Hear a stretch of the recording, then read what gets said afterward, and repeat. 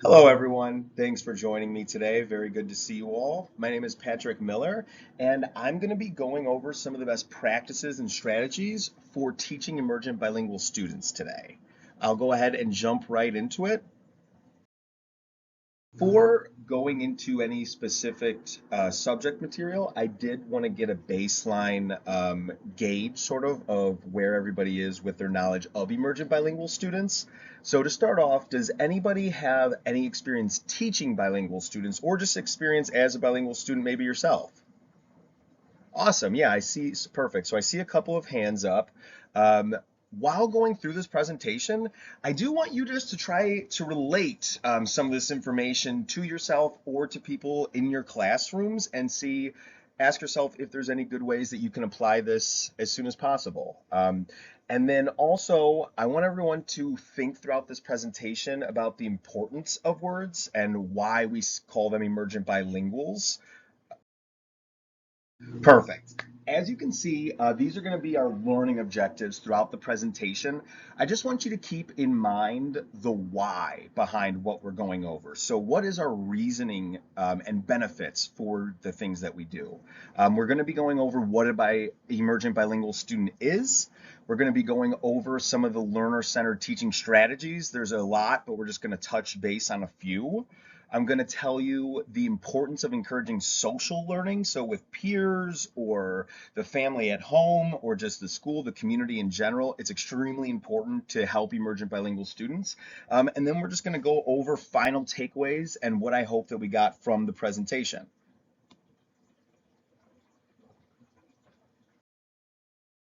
Perfect. To start, we're going to explain what is an emergent bilingual student. Why do we refer to them as that? So, emergent bilingual students are actually concentrating on developing native language while also learning a new one.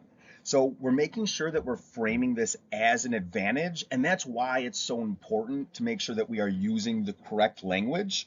So it's more accurate to describe somebody as an emergent bilingual student because it really shows that it's not a deficiency that they're still learning language. It's actually an advantage that they're going to be learning two languages.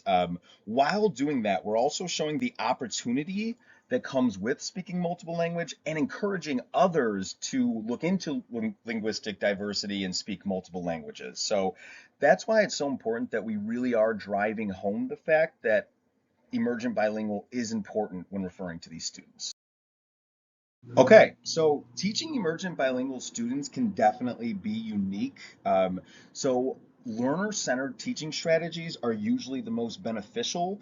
It's because these are going to incorporate students' their past experiences, their education, and ideas into the lesson plan. So it really helps with comprehension and retention of the subject material and language itself. Our goal is with these learner-centered teaching strategies is to build sense of self, which is essentially just another way of saying we really want to build confidence in these students. We want to make sure that they feel completely comfortable because it's going to make the learning process a lot easier and smoother. Okay, so the first effective learner teaching strategy that I did want to go over is cognates. Not sure how familiar everybody is with cognates if you have experience speaking multiple languages, but what cognates do is they connect the secondary language that our emergent bilingual students are learning to the primary language that they're mostly speaking at home. Cognates are words that share very similar meanings, spellings, or pronunciations in both the student's primary and secondary language. This makes it a lot easier for them to understand and comprehend what they're looking at. It's also going to grow the student's vocabulary and instill confidence when speaking their secondary language.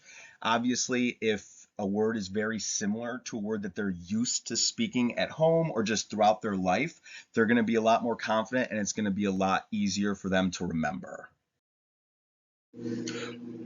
All right, and my personal favorite learner-centered strategy is the total physical response strategy, or TPR. These are proven successful, and one big benefit of total physical response strategies is they've been proven to reduce stress levels in emergent bilingual students. Um, the way that these really help is it emphasizes physical activity to increase language retention while learning. So the students are going to be associating physical activity with whatever lesson they're learning, so that way it's easier for them to remember. Studies say the reason that this is because they suggest that our right hemisphere, which is what controls the brain's motor skills and imagination, must be engaged before a student can fully comprehend a lesson with the left hemisphere of their brain. So obviously very important, very interesting. There's a couple of different steps obviously that you do to follow this, but I have seen a lot of benefits and found it to be extremely beneficial. The final learner-centered strategy that I did want to go over with you today is social and cooperative method learning. Um, the most important factor when it comes to social learning is it's all about building self-confidence, or as I mentioned, that sense of self in these students. There's different methods, but our goal is for these students to embrace their primary language. So we want them to understand that their primary language is just as important as the secondary language. So we want to make sure that we are maintaining a positive attitude while we're in class. Sometimes emergent bilingual students don't fully feel comfortable asking questions because they might not fully understand the material. So it's extremely important as the educator to maintain a positive attitude so that way students feel safe to ask for clarification when needed, and that way you're not moving on before they're ready.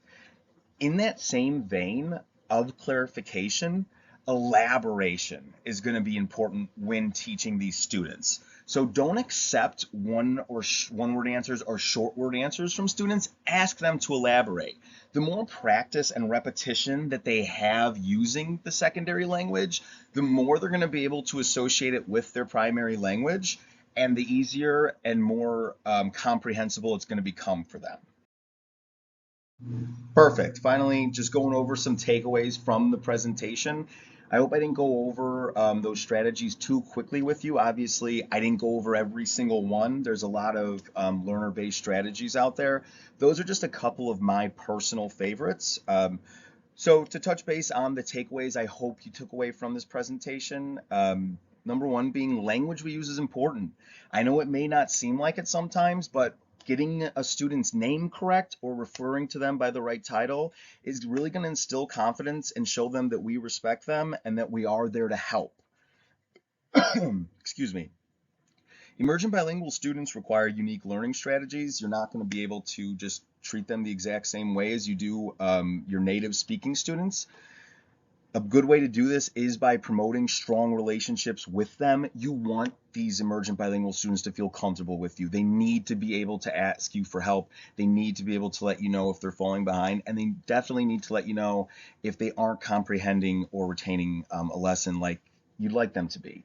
And another good way to do this and promote strong relationships is accommodate challenges when you can. So everything isn't going to be the exact same. So if you can provide a test in the student's primary language and the secondary language next to it, do it. If there's anything possible that can make the lesson easier for these students, I think it's important to be flexible. Just because you have a lesson plan in place and that's what you plan on doing, at the end of the day, your goal should be what's the best way that you can help these students. So you need to be prepared to change your plan on the go and do things differently if needed and you're not getting the results that you want.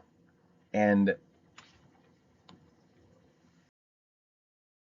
to wrap things up, these are just some of the references that I got. Obviously, feel free to take a look at any of these if you're interested.